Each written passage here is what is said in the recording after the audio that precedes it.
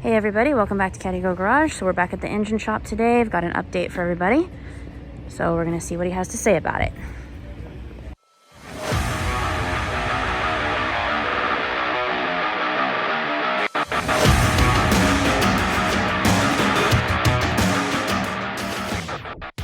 So, what this is right here is rotten gas.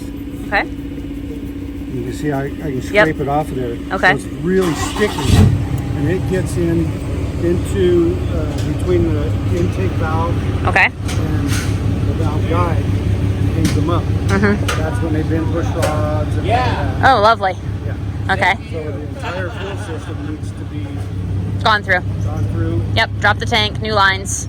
Yep. Put a tank in it. Got it. Yeah. Okay. So. All right. Just looking at what I see, because I didn't want to tear it apart anymore Right. just yet.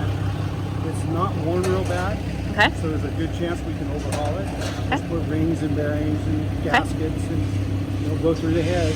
All right. And then of course freeze plugs, Okay. that sort of thing. So we can do that. I need to get it the rest of the way apart. Okay. I'll tell you how much it'll cost to do it. Okay. Okay. So yeah, my intentions with it obviously are to be like